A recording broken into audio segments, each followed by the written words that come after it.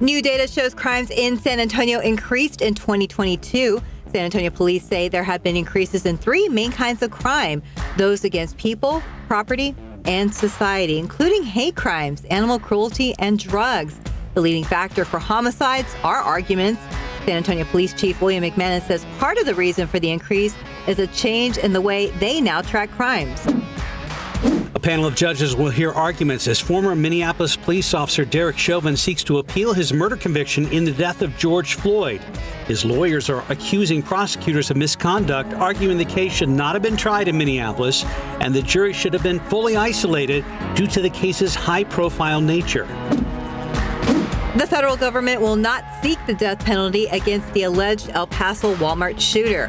Patrick Crusius is accused of killing 23 people and injuring close to 24 others back in 2019. Prosecutors did not offer a reason why the death penalty will not be sought. The murder trial is slated to begin next January. The husband of a missing Massachusetts woman has been charged with murder. Brian Walsh was already facing a charge of misleading investigators. His wife, Anna Walsh, was last seen January 1st. Brian could be in court as soon as today. He has continued to deny the charges against him. An emotional meeting last night in Virginia as concerns were raised about school security. It comes after a 6-year-old boy shot his first grade teacher earlier this month. Parents and community members discussed their frustrations and demanded change from school officials. The elementary school remains closed and the young boy is still in custody as the teacher continues to recover. President Biden is facing new questions over the classified documents from his time as vice president discovered at his home and office.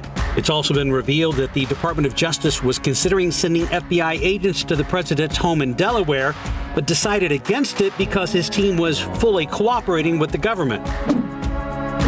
The number of threats against members of Congress dropped last year for the first time in 5 years, but the U.S. Capitol Police Chief says the number is still too high.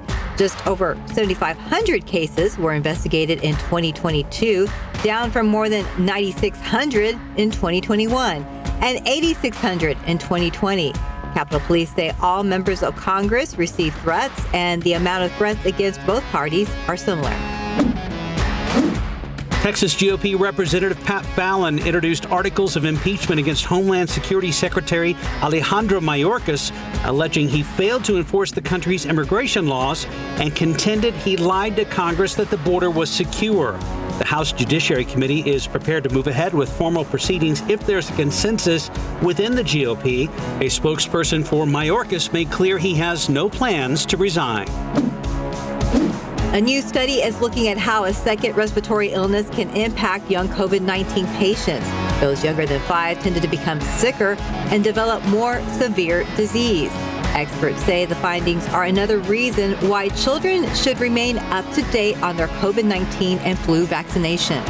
And that's today's 9 at 9. Keep up to date with all of San Antonio's top news, weather, and so much more by clicking the like and subscribe buttons below. And once again, thanks for watching KSAT.